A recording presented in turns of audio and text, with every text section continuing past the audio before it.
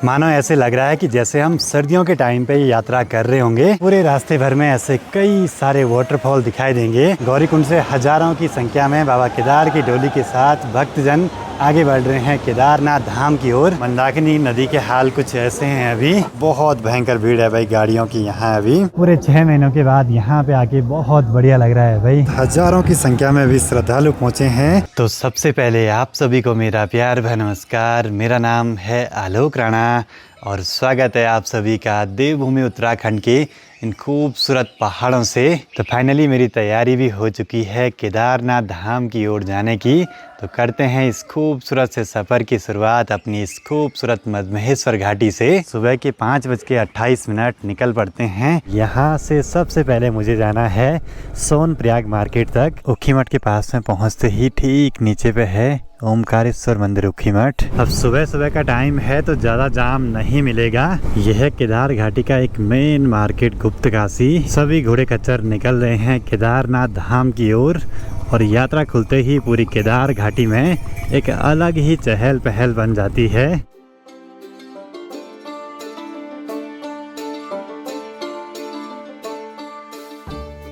घर से करीब 1.5 घंटे का सफ़र तय करने के बाद अभी पहुंचा हूं होटल योगी सोनप्रयाग में। बाकी यहाँ पे भी धीरे धीरे भीड़ बढ़ने लगी है यात्रियों की। और ठीक नीचे सोनप्रयाग पार्किंग देखिए, बहुत भयंकर भीड़ है भाई गाड़ियों की यहाँ। अभी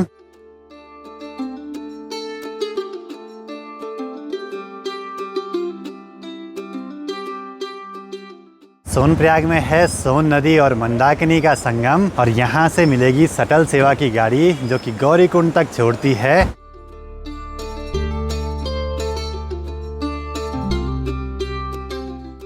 शटल सेवा की गाड़ी ने हमें छोड़ा है अभी गौरीकुंड तक।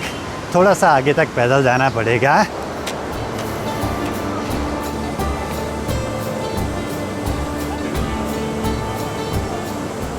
अभी तो बस ये यात्रा की शुरुआत है और नीचे मंदाकिनी नदी के हाल कुछ ऐसे हैं। अभी सुबह के 8 बजने वाले हैं। पहुंच चुके हैं अभी गौरीकुंड माँ गौरी के मंदिर के पास में।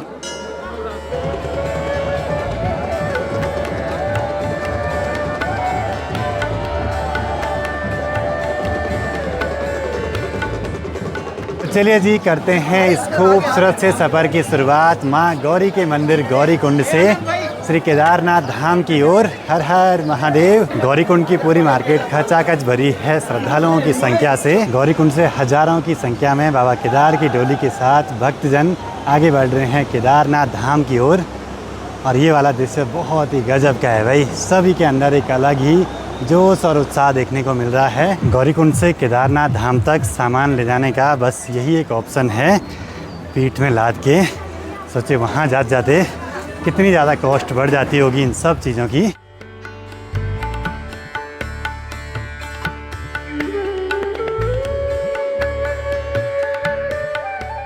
केदारनाथ धाम की इस पैदल यात्रा में एक चीज़ का सबसे ज़्यादा ध्यान रखना है, जहाँ पे रेलिंग टूटी हुई है या नहीं है वहाँ पे ज़रा घोड़े कचरों से बच के चलना है भाई। वैसे ये सब चीज़ें यात्रा से पहले दुरुस्त कर देनी चाहिए थी, लेकिन पता नहीं क्या सीन है। जो लोग ये ट्रैक करने में असमर्थ हैं तो उनके लिए घोड़े खच्चर, पालकी और पिट्ठू वगैरह की व्यवस्थाएं भी मिल जाएंगी। घोड़े खच्चर का अभी रेट है ऊपर जाने का लगभग 3500 के आसपास और वापसी का करीब 24-2500। बाकी पिट्ठू वगैरह अगर 60 किलो वेट का कोई आदमी है तो लगभग 10 से 12 हज़ार रुपये। गौरीकुंड से करीब 3 किलोमीटर तय करने के बाद भीड़ धीरे धीरे छटने लगी है। कुछ आराम से पीछे आ रहे हैं, कुछ आगे निकल गए हैं। अब एक चीज़ गौर करने वाली है, यहाँ इन पहाड़ों में देखिए नीचे बहुत कचरा स्टार्टिंग में ही हो गया है।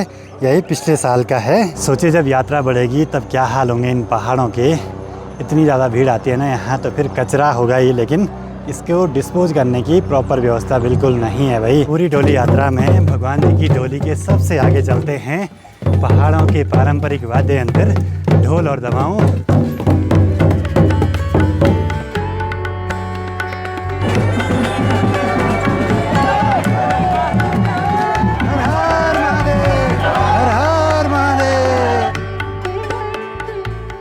रास्ते हैं पैदल, लेकिन यहाँ भी ये छोटे वाले ट्रैक्टर आसानी से चल जाते हैं। अब मानसून के टाइम पे इन जगहों पे बहुत भयंकर लैंडस्लाइड हुए थे पिछले साल, तो हर जगह पे लगातार ट्रीटमेंट का काम जारी है। साथ ही पूरे रास्ते भर में ऐसे कई सारे वाटरफॉल दिखाई देंगे और मानसून के टाइम पे तो इनमें और भी पानी भर जाता है। आजकल तो ये यात्रा करना बहुत ही सुरक्षित है और आसान भी है, लेकिन मानसून में कुछ ऐसे टूट फूट हो जाती है यहाँ पहाड़ों में।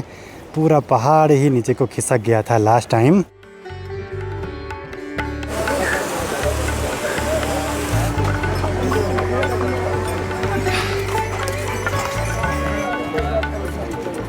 भीमबली में यहाँ पे व्यवस्था करी है डोली के विश्राम की, साथ ही वहाँ पे प्रसाद वगैरह भी मिलेगा। बहुत सारे भक्तजन आगे निकल पड़े हैं, कुछ डोली के साथ चल रहे हैं, कुछ डोली के पीछे पीछे आ रहे हैं। इस बारी ट्रैक में अपने सफ़र के साथी हैं ऋतिक और अक्की भाई, साथ ही एक है कूल पहाड़ी 2.0, पता नहीं कहाँ चले गया भाई। अब यहाँ पूरे रास्ते भर में ऐसे खाने पीने की पूरी व्यवस्थाएं मिल जाएंगी। इन जगहों पे बहुत भयंकर फ्लड आया था पिछले साल बरसात के टाइम पे, और आजकल देखिए बिल्कुल सुनसान सा सूखा माहौल।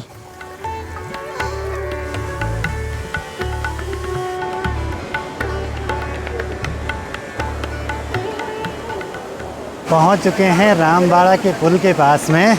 पहले यहाँ ऊपर एक छोटा कस्बा हुआ करता था रामबाड़ा, लेकिन साल 2013 की आपदा में पूरा बह गया। आगे बढ़ते हुए इस सफ़र की पहली बर्फ़ यहाँ पे दिखाई दी है। अभी तो बस ये शुरुआत है बर्फ़ दिखने की, आगे तो बहुत बड़े बड़े हिमखंड दिखाई देंगे। ठीक ठाक लगे यहाँ वाले।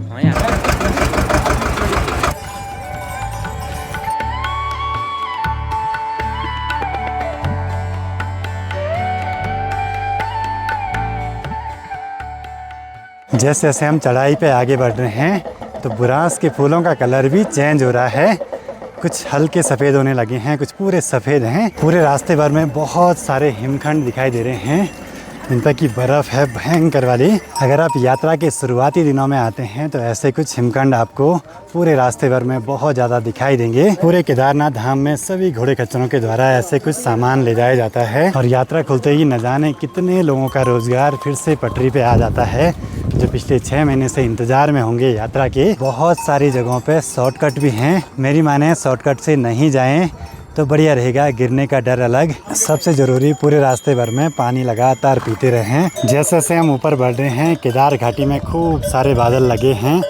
ठीक सामने पे ये जो रास्ता दिखाई दे रहा है ये आपदा से पहले का रास्ता है, और अभी नया रास्ता लगातार बन रहा है उसी सामने वाली पहाड़ी पे। सामने कोहरा देखिए कितनी तेज़ी से आगे को बढ़ रहा है लगातार। अब ऐसे में बारिश कब लग जाए कुछ पता नहीं चलता है।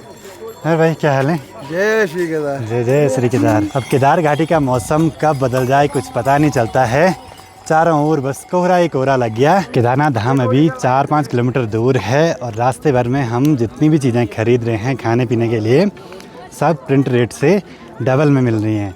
उसका भी रीज़न है कि यहाँ तक पहुँचाने में बहुत खर्चा आ जाता है। बाकी आप सभी से भी रिक्वेस्ट, जो भी ये रैपर और बोतल वगैरह होते हैं इनको डस्टबिन में ही डालें, कहीं पहाड़ पे नीचे खाई में मत फेंकना। एक रिक्वेस्ट है आपसे, हर कोई अगर स्टेप आगे बढ़ाएगा तब ये पहाड़ बिल्कुल साफ़ सुथरे रहेंगे। इस बारी यहाँ पे बहुत ही ज़्यादा बर्फ़ है भाई, मानो ऐसे लग रहा है कि जैसे हम सर्दियों के टाइम पे यात्रा कर रहे होंगे। इन जगहों पे बर्फ़ देर तक रहने का मेन कारण है, एक तो यहाँ धूप कम आती है, दूसरा ऊपर पहाड़ से सारी बर्फ़ पिघल के यहाँ तक आ जाती है, तो ये लगभग 1-1.5 महीने के बाद पिघलेगी पूरी।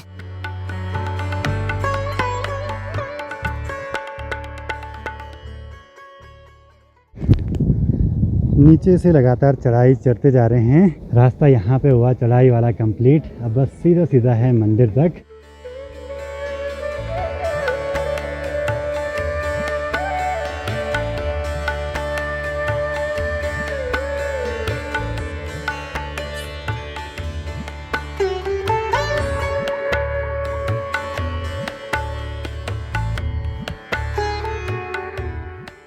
बारिश बड़ी तेज़ लगने लगी है, ओले भी पड़ रहे, पता नहीं क्या मौसम हो गया आज ऐसे। अब यहाँ केदारनाथ धाम में ऐसी बड़ी बड़ी कई सारी मशीनें हैं, और उसके साथ साथ यहाँ पे थार गाड़ी भी है भाई। रेतस कुंड के पास में भगवान जी के जयकारे लगाने से बुलबुले उठते हैं वहाँ अंदर पानी में। शाम के करेक्ट 3 बजे पहुँच चुके हैं बाबा केदारनाथ जी के धाम में। पूरे 6 महीनों के बाद यहाँ पे आके बहुत बढ़िया लग रहा है भाई। और मंदिर देखिए फूल मालाओं से बहुत अच्छे से सजाया है।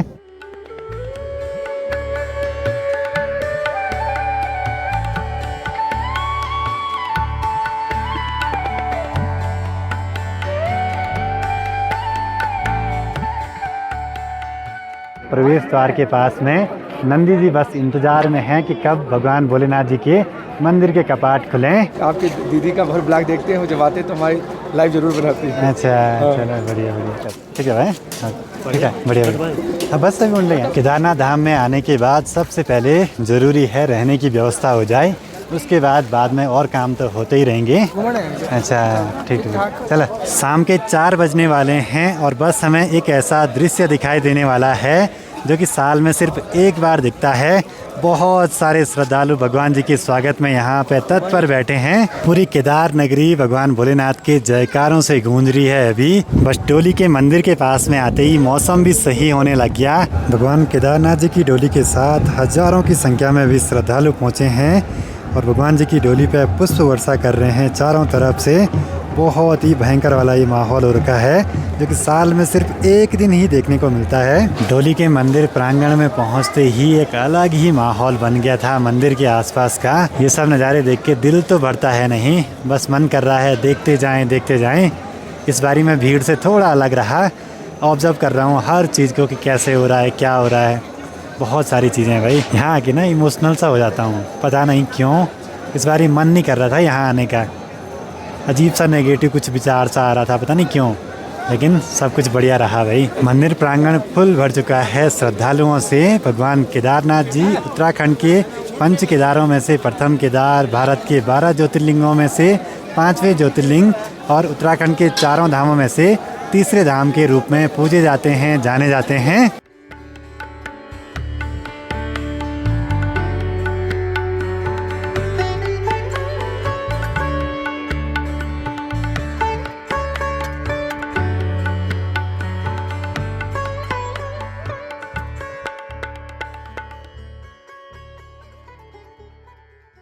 केदारनाथ धाम में आके ऐसे व्यू पॉइंट पे आके ना आसपास के नज़ारे देखने का तो मज़ा ही कुछ अलग है। इस साल वैसे बर्फ़बारी ज़्यादा नहीं हुई, लेकिन फिर भी काफ़ी बर्फ़ है मंदिर के आसपास, जो कि अब कुछ दिनों में पिघल ही जाएगी क्योंकि श्रद्धालुओं की भीड़ तो बढ़ेगी ही। और कल सुबह सुबह भगवान केदारनाथ जी के मंदिर के कपाट भी खुल जाएंगे अगले 6 महीनों के लिए। तो आप लोग अगर आना चाहते हैं तो आ सकते हैं इसके बाद केदारनाथ धाम में। अब केदारनाथ धाम में आए हैं तो एक बारी भंडारे के प्रसाद का आनंद ले लेते हैं।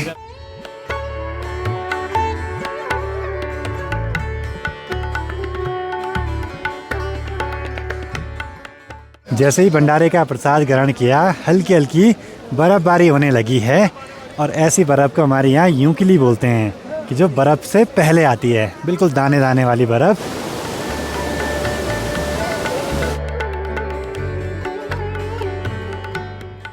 अच्छी बात यह है कि हमारे साथ का एक साथी डोली यात्रा में ऊखीमठ से यहाँ केदारनाथ धाम तक है। तो कैसा रहता है अनुभव डोली के साथ? बहुत बढ़िया, आनंदमयी, मतलब कुछ बोलने के लिए शब्द ही नहीं है। शब्द ही नहीं है क्या? अब बहुत सौभाग्यशाली हैं भाई कि जो भगवान जी की डोली को ऊखीमठ से यहाँ तक ले आते हैं।